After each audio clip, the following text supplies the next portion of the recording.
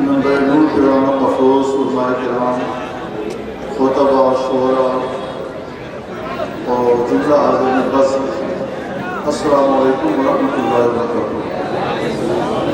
نحمدہ صلی علی رسول کریم اما بعد۔ قال رسول اللہ صلی اللہ علیہ وسلم انہ جبرائیل اتاکم یعلمکم دینکم۔ صدق رسول اللہ صلی اللہ علیہ وسلم۔ آپ حضرات پوری عقیدت اور محبت کے ساتھ درود درود پاک کا نذرانہ پیش کریں۔ اللہم صلی علی سیدنا مولانا محمد وعلی وسلم صلاۃ و سلام علیہ۔ جی بالکل راستہ چھوڑیں، حضرت کی آمد ہو رہی ہے، طلبہ اکرام کے ساتھ دونوں طرف کھڑے ہو جائیں۔ سیدی سرکار سید امین میاں صاحب اللہ کی آمد ہو رہی ہے، بالکل نعرہ رسالت فیضان سرکار مدینہ برکاتی دلہا برکاتی دلہا برکاتی دلہا برکاتی دلہا سیدی سرکار سید امین میاں صاحب قبلہ سیدی سرکار سید امین میاں صاحب قبلہ نعرہ تکبیر نعرہ رسالت۔ بالکل حضرت کو ادب و احترام کے ساتھ آنے کے زحمت نہ ہو جائے، زحمت نہ ہو جائے، محبت میں زحمت نہ ہو جائے۔ قوم کے شہزادوں راستہ چھوڑو، بالکل راستہ چھوڑو۔ ان تمام تر بزرگوں کے نورانی چہروں کو آپ دیکھیں گے۔ سرکار سید امان میاں صاحب قبلہ سید سرکار سید امین میاں صاحب قبلہ نعرہ تکبیر نعرہ رسالت۔ سبحان اللہ۔ سادات اکرام کے قدوم میمنت کی برکتیں ممبر پاک کو اور مزید حاصل ہو رہی ہیں۔ ادب و احترام کے ساتھ آپ حضرات تشریف رکھیں گے انشاءاللہ العزیز۔ سیدی سرکار سید امین میاں صاحب قبلہ کی آمد ہو رہی ہے۔ نورانی چہرہ جو آج اور آپ کو انتظار تھا، الحمدللہ اب وہ تمنائیں، وہ تمام تر خواہشات تکمیل کی صورت میں ہماری رات کی نگاہوں کا مرکز کر چکی ہیں۔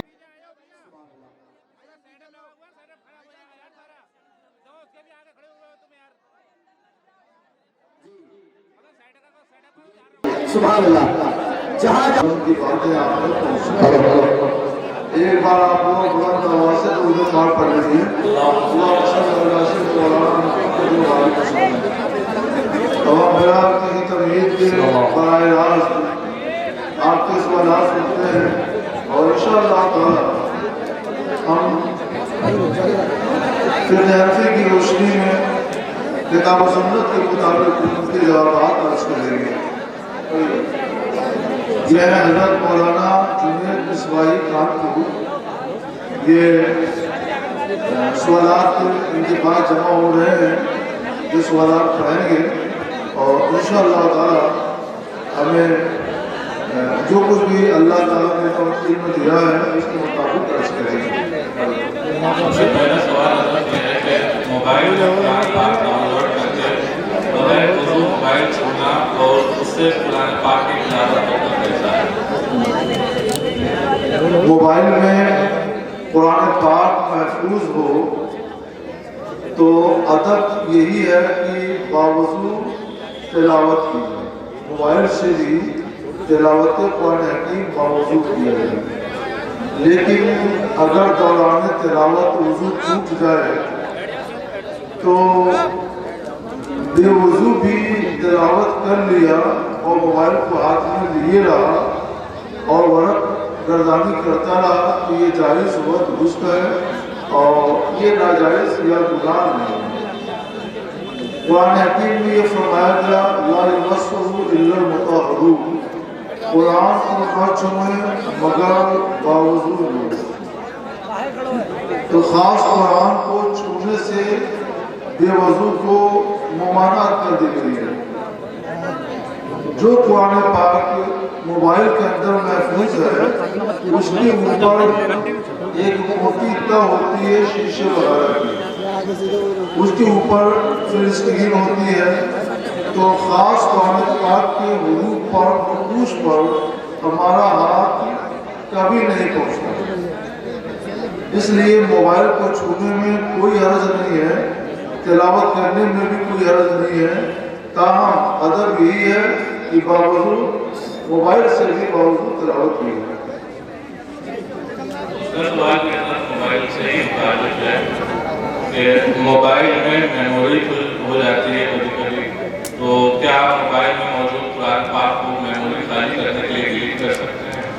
پھر پڑھیے تو موبائل میں میموری فل ہو جانے کی وجہ سے موبائل میں موجود قرآن پاک کو ڈیلیٹ کرنا کیسا ہے؟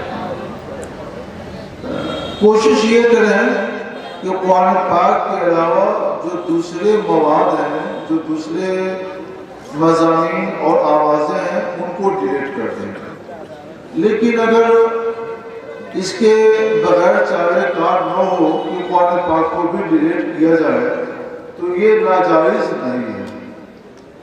علماء نے قرآن پاک ڈیلیٹ کرنے کو کچھ نے کبیرہ لکھا، گناہ کبیرہ، کچھ نے کہا گناہ ہے، اور کچھ نے یہ کہا گناہ تو نہیں ہے لیکن یہ معیوب اور مذموم ہے.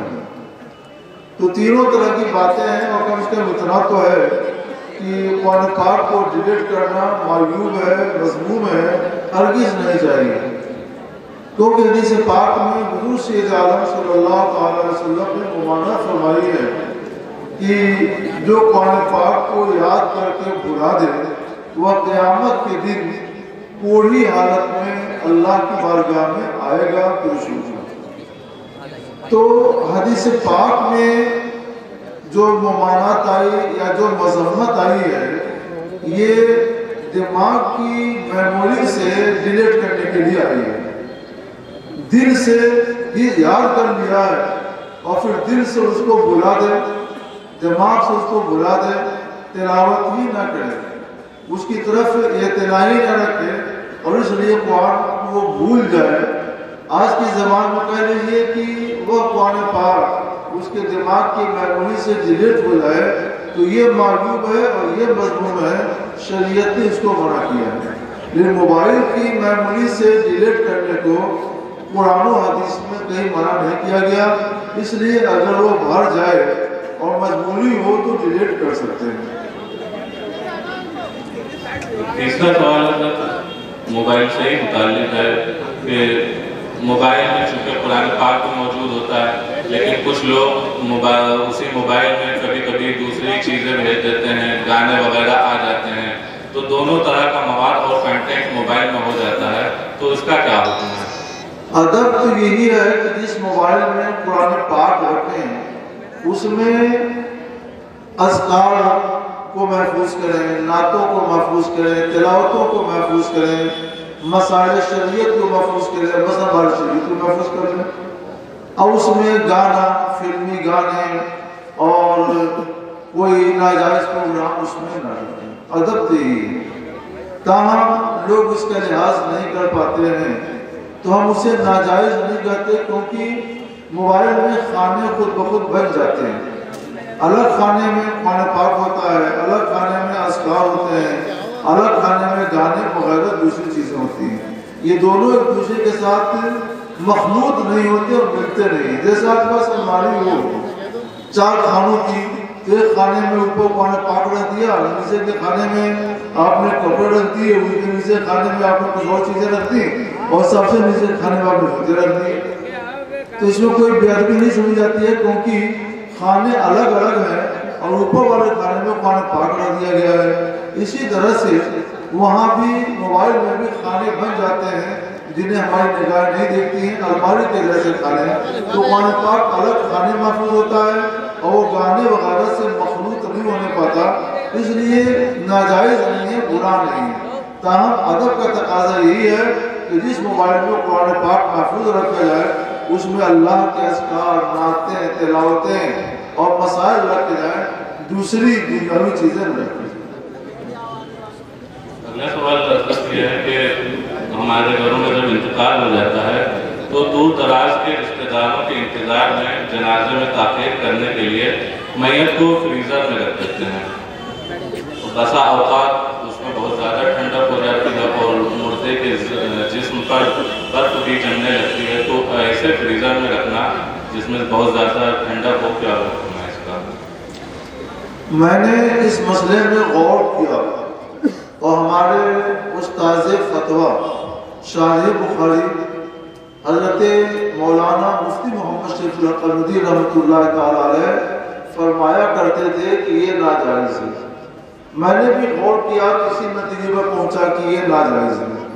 اس کی وجہ یہ ہے کہ فتح القدیر میں امام ابن الامام رحمۃ اللہ علیہ نے یہ حدیث نقل یہ فرمایا ہے الاتفاق علی ان حرمت المسلم میتا کا حرمتہ حیا، اس بات پر سارے علماء کا اتفاق ہے کہ مسلمان کی عزت زندہ مردہ برابر، جیسے زندگی میں عزت ہے ویسے ہی اس کی وفات کے بعد بھی اس کی عزت ہے۔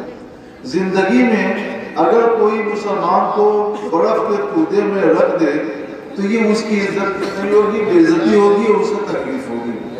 تو پھر اپنی میت کے ساتھ بھی ایسی بے حرمتی کا کام نہیں کرنا چاہیے۔ ایک حدیث پاک نقل کی ہے امام ابن الامام رحمۃ اللہ علیہ نے فتح القدیر میں کہ جو چیز زندہ کو ایذا پہنچاتی ہے، تکلیف پہنچاتی ہے، ان تمام چیزوں سے مردے کو بھی تکلیف ہوتی ہے۔ ظاہر ہے کہ ایسے فریزر میں رکھنے سے زندے کو رکھ دیا جائے تو زندے کو تکلیف ہوگی اور یہ اس کے لیے بہت بڑی سزا ہے، تو پھر میت کو اس میں کیوں رکھا جائے گا؟ یہ تو اس کے لیے دنیا ہی میں آپ سزا دے رہے ہیں اور عذاب دے رہے ہیں۔ اس لیے ان حدیثوں کی روشنی میں اور علماء کے اتفاق کی روشنی میں یہ کام ناجائز ہے، اس سے بچا جائے۔ اگر لوگ آ جائیں وقت سے تو بہت اچھا، ورنہ میت کے تدفین میں اور جنازے میں دیر نہ کی جائے۔ حکم یہی ہے کہ جتنی جلد ممکن ہو جنازہ پڑھ کر دفن کر دیا جائے۔ اگر آپ ان کو شریعت پر عمل کریں گے تو فریزر میں میت کو رکھنے کی کوئی حاجت پیش ہی نہیں آتی، لہٰذا اس سے بچا جائے، ایسا ہرگز نہ کیا جائے، فریزر میں نہ رکھا جائے۔ اگلا سوال حضرت یہ ہے کہ ہمارے گھروں میں آج کل یہ رواج ہوتا جا رہا ہے کہ جب چھوٹے بچے روتے ہیں تو والدین ان کو بہلانے کے لیے ان کے ہاتھوں میں موبائل دے دیتے ہیں، ایسا کرنا کیسا ہے؟ صرف موبائل نہیں دیتے ہوں گے، موبائل میں کچھ تماشے بول کر دیتے ہوں گے کہ بچہ وہ تماشا دیکھتا رہے اور اسی میں مگن رہے۔ یہ طریقہ قابل مذمت ہے، ہرگز ایسا نہیں ہونا چاہیے۔ یہ چھوٹے چھوٹے ہمارے بچے شاخ گل کی طرح سے ہیں، درخت کی نازک شاخ کی طرح سے ہیں، جیسے چاہو موڑو اور ان کو اس شاخ کو جیسے چاہو ویسے بنانا۔ آج یہ بچے ہیں، آج انہیں آپ نیک بنانا چاہیں گے تو نیک بنیں گے اور بد بنانا چاہیں گے تو وہ بد بنیں گے۔ اس کے برخلاف ایک بوڑھا آدمی جو سوکھی لکڑی کی طرح سے ہے، وہ جو بن گیا اب ٹھیک کرنے لگیں گے تو جیسے لکڑی ٹوٹ جاتی ہے وہ بھی ٹوٹ جائے گا۔ لیکن بچے کو تو بنانے کا وقت ہے، اچھا بنائیے، صالح بنائیے، عالم بنائیے، خطیب بنائیے، متقی بنائیے، پرہیزگار بنائیے، سب پڑھا سکتے ہیں آپ۔ اور یہ بات تقریباً تمام اہل عقل کے نزدیک آج تسلیم شدہ ہے کہ موبائل کا تماشا دکھانے میں بچہ کبھی صالح نہیں بنے گا، نیک نہیں بنے گا، اچھا انسان بن کر دنیا کے سامنے نہیں آئے گا۔ وہ بلکہ اپنی صحت بھی خراب کرے گا، آنکھ خراب کرے گا، کان دماغ بھی خراب کرے گا، ساتھ ہی ساتھ برا انسان بھی بنے گا۔ اور پھر آپ حضرت لوگوں کے پاس آئیں گے، دعا کر دیجئے ٹھیک ہو جائے، آپ نے تو بگاڑ دیا، اب حضرت کی دعا کو اس پر اثر نہیں کر سکتی ہے۔ موبائل بہت بری چیز ہے، آج ایک لعنت ہے موبائل، جہاں یہ ہمارے لیے بہت بڑے نفع کی چیز ہے، راحت ہے، وہیں یہ لعنت بھی ہے۔ تو اس کو نفع کی حد تک استعمال کریں اور لعنت کے حدود میں قدم رکھنے سے اپنے آپ کو بچائیں۔ لعنتیں کیا کیا ہیں؟ کبھی اس کے بارے میں سوال آئے گا تو انشاءاللہ تعالیٰ اس کی بھی ہم وضاحت کر دیں گے۔ بچے کے ہاتھ میں نہ دیں، یہ موبائل کے ارد گرد برقی بجلی کی لہریں آتی ہے جو بچے کو گھیر لے گی، کان کو، دماغ کو، آنکھ کو، نازک ہے یہ لہریں، اس کے دماغ پر اتنا غلط اثر ڈالے گی وہ تھوڑے دنوں میں چڑچڑا ہو جائے گا اور اس کو اس کے بغیر سکون نہیں ملے گا، اسی سے وہ جیے گا، اسی سے وہ سوئے گا۔ لہذا ہرگز اپنے بچوں کے ساتھ اتنا برا سلوک نہ کیا جائے۔ جیسے کل اپنے بچوں کی تربیت ہوتی تھی ویسے آج بھی تربیت ہو۔ بچہ رو رہا ہے تو کہیے بیٹا رو مت، اللہ اللہ پڑھو، لا الہ الا اللہ پڑھو، محمد رسول اللہ پڑھو، سبحان اللہ پڑھو، اللہ اکبر پڑھو، الحمدللہ پڑھو، یہ آپ سکھائیں گے تو شروع ہی سے اس کے دل میں اس کے دماغ میں اللہ کا ذکر نشر کرتا جائے گا، اور چند دنوں کے بعد وہ جب بڑا ہوگا تو پھر وہ اللہ ہی اللہ کرتا رہے گا اور اللہ کے بتائے ہوئے راستے پر چلے گا، نیک ہوگا، اللہ کا ولی ہوگا۔ اللہ کا ولی بنائیے، صالح بنائیے، گناہ مت بنائیے۔ ماں باپ ایسا کریں گے اور اس کی وجہ سے وہ بیٹا فاسق ہوا، گنہگار ہوا، تو سارا گناہ ماں اور باپوں پر لازم ہے۔ اگلا سوال حضرت یہ ہے کہ کیا بہنوں کو جائیداد میں حصہ دینا ضروری ہے؟ والدین کے انتقال کے بعد اگر بھائیوں نے بہنوں کو جائیداد میں حصہ نہیں دیا تو کیا وہ گناہگار ہوں گے؟ یا اگر بہنیں خود اپنا حق معاف کر دیں تو کیا ان کے معاف کرنے سے یہ حق معاف ہو جائے گا؟ ماں باپ کے ترکے سے بہنوں کو حصہ دینا ضروری نہیں ہے، فرض ہے، اور بھائی نہیں ادا کریں گے آج تو کل قیامت کے دن ان کو ادا کرنا پڑے گا۔ قیامت کے دن ان کے پاس نہ جائیداد ہوگی نہ دولت ہوگی، تو حکم ہوگا پروردگار عالم کا کہ ان کی جو نیکیاں ہیں وہ نیکیاں اٹھا کر بہنوں کے حصے میں دے دی جائیں۔ ایسا بھی ہو سکتا ہے کہ نیکیوں کا خزانہ کم ہو تو پھر یہ ہوگا کہ نیکیاں تو ختم ہو چکی ہیں، حق پورا نہیں ہوا تب کہاں سے دیا جائے، تو حکم ہوگا وہ خود بہنیں کہیں گی کہ اس کے پاس نیکیوں کا خزانہ نہیں رہ گیا، ہمارے پاس گناہوں کا خزانہ ہے، ہم اس کے بدلے میں ہمارے گناہ اس کے سر پر لاتی جائیں۔ تو کیا کوئی بھائی اس کی ہمت رکھتا ہے؟ نہیں رکھتا ہے تو اپنی بہنوں کو حصہ دے، ضرور دے۔ رہ گئی یہ بات کہ بہنیں معاف کر دیتی ہیں، نہیں، زبان سے کہہ دیتی ہیں آپ لوگ بانٹ لیجیے، ہمیں نہیں چاہیے، مگر اس کہنے کے لیے وہ مجبور ہوتی ہیں اور اس کہنے سے ان کا حصہ ختم نہیں ہوتا ہے۔ معاملہ کیا ہے؟ بارہا کا، سینکڑوں بار کا تجربہ ہے کہ اگر بہنوں نے اپنا حصہ لے لیا تو زیادہ تر لوگ ایسے خوش اخلاق ہیں کہ پھر بہنوں کا ان کے ہاں آنا جانا بند ہو جاتا ہے۔ وہ کہتے ہیں تم نے اپنا حصہ لے لیا ہے، تم کس لیے میرے پاس آتی ہو؟ تمہارا آنا جانا کس لیے ہے؟ کیا یہ بہن آج بہن نہیں رہ گئی حصہ لینے کے بعد؟ وہ حصہ تو اللہ نے اس کے لیے مقرر کر دیا ہے، آپ جب اس کا حصہ کھائیں گے تبھی وہ آپ کے گھر آئے گی۔ یہ رشتہ اخوت، بہن بھائی کا رشتہ ختم ہو گیا، یہ بہت بری بات ہے۔ چونکہ وہ سب کو اپنے گھر سے، ماں باپ کے گھر سے، میکے سے الفت ہوتی ہے، فطری محبت ہوتی ہے، اس لیے وہ بہنیں یہ چاہتی ہیں کہ ماں باپ کے میکے آنے جانے کا سلسلہ قائم رہے، اب ہماری جائیداد ہمارا حصہ ملے نہ ملے، اس لیے وہ کہتی ہیں آپ لوگ بانٹ لیجیے، ہمیں نہیں چاہیے، ہم چھوڑ رہے ہیں۔ مگر قرآن نے لکھا ہے کہ اگر کسی نے کہہ دیا لو قالا ترکتو کی لم یسکت، اگر کسی نے کہا کہ میں نے اپنا حصہ میراث چھوڑ دیا تو بھی اس کا حصہ معاف نہیں ہوگا، کیونکہ اس کو یہ حصہ اللہ دے رہا ہے، تو جب دے رہا ہے اللہ تو اس کو معاف کرنے کا کوئی حق نہیں ہے۔ اس لیے آپ پر فرض ہے کہ بہنوں کا حصہ دیں اور صلہ رحمی بھی کریں کہ بہنوں کو بلاتے رہیں، بانے جائیں تو ان کی عزت کریں۔ ہمارے نوجوان بھائی بہن سوشل میڈیا کا استعمال کرتے ہیں اور ناچ گانے ہنسی مذاق کے ویڈیو بناتے ہیں اور پھر ان ویڈیوز کو یا سوشل میڈیا پر موجود دوسرے ویڈیوز کو شیئر کرتے ہیں۔ اس طرح بہت سے لوگ یہ ویڈیو دیکھتے ہیں اور ان ویڈیو کی شیئرنگ کا ایک نہ ختم ہونے والا سلسلہ شروع ہوتا ہے، تو ان ویڈیوز کو شیئر کرنے کا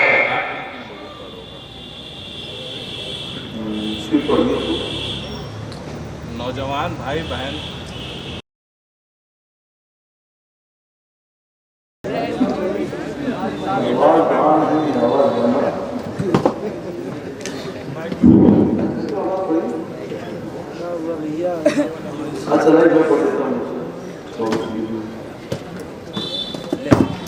یہ کسی صاحب نے سوال بھیجا ہے، سوشل میڈیا کا استعمال آج بہت عام ہے، صحیح ہے، نوجوان لڑکے ناچ گانے ہنسی مذاق کی ویڈیو بناتے ہیں، یہ ناجائز ہے، اور پھر ان بنائے ہوئے ویڈیوز یا سوشل میڈیا پر موجود ویڈیوز کو شیئر کرتے ہیں، یہ بھی حرام و گناہ ہے۔ اس طرح بہت سے لوگ یہ ویڈیوز دیکھتے ہیں، یہ بھی ناجائز وہ گناہ ہے۔ ان کا گناہ کس پر ہوگا؟ سب پر ہوگا، بنانے والے پر بھی ہوگا اور دیکھنے والے پر بھی ہوگا۔ بس فرق اتنا ہے کہ بنانے والے پر اگر 1000 لوگوں نے اس کے بنائے ہوئے ناجائز ویڈیو کے تماشے کو دیکھا تو بنانے والے پر اپنے بنانے کا بھی گناہ ہوگا، اور 1000 لوگوں نے جو گناہ کا تماشا دیکھا، ان 1000 لوگوں کا گناہ بھی اس کے سر جائے گا، بغیر اس کے کہ ان 1000 لوگوں کے گناہ میں کوئی کمی ہو۔ یہ 1000 لوگ اپنی اپنی جگہ اپنے گناہ کی وجہ سے گناہ گار ہوں گے، اللہ کی سزا کے سزاوار ہوں گے، اور ساتھ ہی ساتھ ان سب کے گناہوں کا وبال اس شخص پر پڑے گا جس نے بنایا، تو اس پر اپنے بنانے کا بھی گناہ ہے اور ان ہزاروں لوگوں کے دیکھنے کا بھی گناہ اس کے اوپر ہے۔ تو گناہگار یہ بھی ہیں اور وہ بھی ہیں، یہ انفرادی طور پر گناہ ہو رہے ہیں اور وہ اجتماعی طور پر سب کا گناہ اپنے سر پر لاد رہا ہے۔ حدیث پاک میں ہے، حضور سید عالم صلی اللہ علیہ وسلم نے ارشاد فرمایا، کل لہو مسلم باطل الا ثلاث، مسلمان کا ہر کھیل کود اور ایسا تماشا باطل ہے، حرام اور ناجائز گناہ ہے، سوائے 3 چیزوں کے۔ ایک چیز ہے اپنی بیوی کے ساتھ کھیل کود تفریح، اس کی اجازت ہے، اور ایک چیز ہے تیر اندازی، اور ایک چیز ہے گھوڑے کو سکھانا، تربیت دینا کہ اچھی طرح سے چلے۔ ان 3 کھیلوں کی شریعت نے اجازت دی ہے۔ اس کی وجہ یہ ہے کہ ان 3 کھیلوں میں حکمت بہت ہے۔ گھوڑا سواری کے کام آتا ہے اور دوسرے بہت اہم موڑ پہ وہ آپ کا ساتھ دیتا ہے۔ تیر اندازی کا تعلق خانہ سپاہ گڑھی سے ہے، جس کا تعلق آپ کی حفاظت سے بھی ہے، پوری قوم ملت کی حفاظت سے ہے۔ یہ بہت بڑی حکمت ہے اس کھیل میں۔ اور میاں بیوی کی جو تفریح ہے، کھیل کود ہے، یہ تو وہ چیز ہے کہ اگر اس میں وہ عظیم مصلحت ہے کہ اگر اس کی اجازت نہ دی جائے تو نسل انسانی باقی ہی نہ رہے۔ تو عظیم مصلحتوں کی وجہ سے ان 3 کھیلوں کی اجازت دی گئی۔ باقی یہ جو تماشے بنائے جا رہے ہیں، ناچ کے، گانے کے، لڑکے لڑکیاں سب بڑھاتے ہیں، اس میں مصلحت کوئی نہیں ہے، صرف مفسدہ ہے، مفسدہ ہی مفسدہ ہے، برائی ہی برائی ہے، اچھائی کچھ بھی نہیں ہے۔ اس لیے حرام ہے، حرام ہے، گناہ ہے، گناہ ہے۔ تو بنانے والے پر بھی گناہ اور جس نے بنایا ان سب پر اس کا گناہ ہوگا۔ یہ جو ہم نے کہا کہ سب پر اس کا گناہ ہوگا، یہ بھی حدیث پاک ثابت ہے۔ صحیح مسلم شریف کی حدیث صحیح ہے، حضور سید عالم صلی اللہ علیہ وسلم نے ارشاد فرمایا، جس نے بری بات ایجاد کی تو اس پر بری بات ایجاد کرنے کا بھی گناہ ہوگا، اور اس کے بعد جتنے لوگ اس بری بات پر عمل کریں گے ان سب کے گناہوں کا بار بوجھ بھی اس بنانے والے، اس ایجاد کرنے والے کے سر ہوگا، بغیر اس کے کہ ان عمل کرنے والوں کے گناہ میں کوئی کمی ہو۔ وہ گناہ گار ہوں گے اور ان سب کا گناہ اس کے سر ہوگا۔ یہ مسلم شریف کی حدیث ہے۔ 2 حدیثوں کی روشنی میں ہم نے اس سوال کا جواب دیا ہے۔ لہذا آپ پر لازم ہے کہ اپنے پیارے رسول صلی اللہ علیہ وسلم کی بات پر توجہ کریں، سر تسلیم خم کریں، اس کے مطابق عمل کریں گے تو اس میں آپ کی دنیا بھی کامیاب ہے، عقبہ بھی کامیاب ہے۔ اس کی خلاف ورزی کریں گے تو دنیا بھی برباد اور آخرت بھی برباد۔ چمڑے کے موزے آتے ہیں، اس میں تلوے سے لے کر ٹکنے تک چین لگی ہوتی ہے، اور کبھی تو چمڑے کے موزے کے اندر نالین یا کاٹن کے موزے بھی پہنتے ہیں۔ اب ان پر مسئلہ کیا ہوتا ہے؟ سوال یہ ہوا کہ پہلے کف نام کا ایک موزہ آتا تھا جو چمڑے کا موزہ، تو ہمارے رسول صلی اللہ علیہ وسلم نے اجازت دی ہے کہ آپ وضو کرتے ہیں اور چمڑے کے موزے آپ نے پہن رکھے ہیں، تو اگر پاؤں دھو کر آپ نے پہن لیا ہے اور بعد میں آپ ہی وضو کر رہے ہیں تو موزے اتارنے کی ضرورت نہیں ہے۔ ان موزوں پر بھیگا ہوا ہاتھ پھیر لیں، مسح کر لیں تو یہی دھونے کے کام ہو جائے گا، اور الگ سے اتار کر دھونے کی حاجت نہیں۔ مولانا کے پاس سوال یہ آیا ہے کہ آج کل جو چمڑے کے موزے ملتے ہیں وہ پھٹا ہوا ہوتا ہے تلوے سے لے کر ٹکنے تک، تو اس پر ہم مسح کر سکتے ہیں کہ نہیں؟ اس کا جواب یہ ہے کہ اس پر ہی مسح کر سکتے ہیں اور یہ جائز ہے۔ اور جو پھٹا ہوا ہے وہ پہننے کی آسانی کے لیے قصداً اس کو چیر دیا گیا ہے تاکہ آدمی آسانی سے پہن سکے پھر بند کر سکے. تو اس کی وجہ سے موزے پر مسح ناجائز نہیں ہوگا بلکہ جائز ہے اور جائز ہی رہے گا.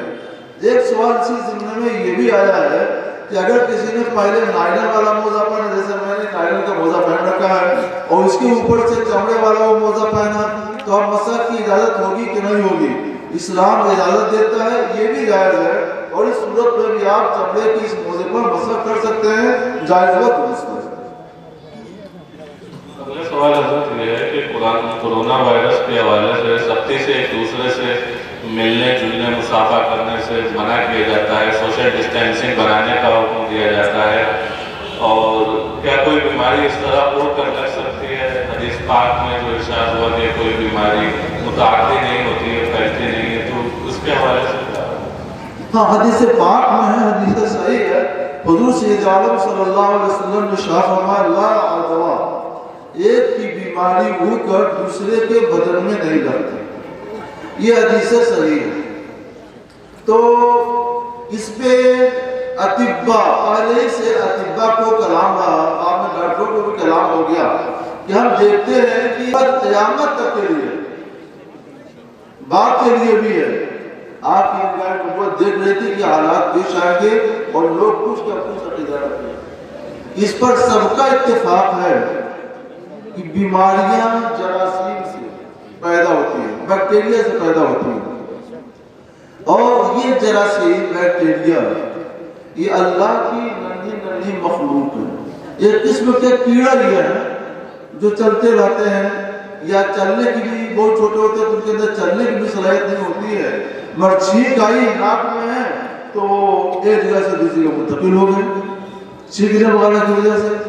کھانسی آئی اور کسی کے حلق میں یا پھیپھڑے میں وہ جراثیم ہیں تو کھانسی کے زور سے نکل کر باہر نکل گئے، کوئی وہاں ہے تو اس کے منہ ناک میں پہنچ جاتے ہیں.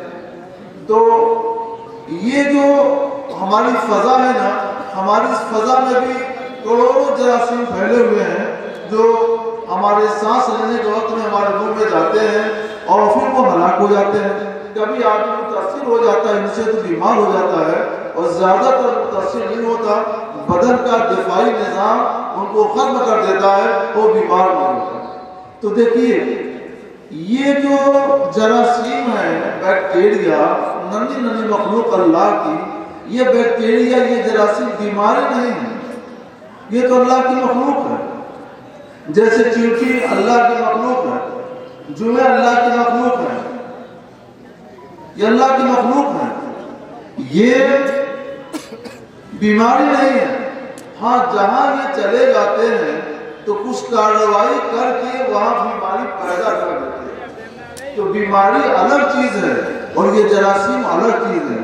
جراثیم بیماری پیدا کرنے کا سبب ہے، بیماری نہیں ہے. تو تابعہ جو ہوتا ہے، انفیکشن جو ہوتا ہے، بیماری کا نہیں، بیماری کے سبب جراثیم ہے. تو ہمارے آقا نے جو بات 1450 برس پہلے فرمائی تھی کہ بیماری اڑ کر ایک سے دوسرے کو نہیں لگتی یا بیماری کا انفیکشن نہیں ہوتا، تو آج بھی صادق ہے. کوئی ڈاکٹر سے قائل نہیں ہے کہ بیماری کا انفیکشن ہوتا ہے، بلکہ ہر ڈاکٹر، ہر حکیم، ہر طبیب اس کا قائل ہے کہ وہ جو جراثیم ہے یہ جراثیم کا انفیکشن ہوتا ہے، اور جراثیم بیماری نہیں ہے جن کی وجہ سے بیماری پیدا ہوتی ہے. تو سبب مرض کو مرض کا دینا یہ ایک مجازی بات ہے. جیسے آپ نائی جہاں گئے، کہاں جا رہے ہو؟ تو سر چھلانے جا رہے ہیں.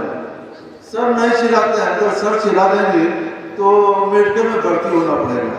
چھلانے جاتے ہیں بال اور کاٹتے ہیں سر، یہ مجاز ہے.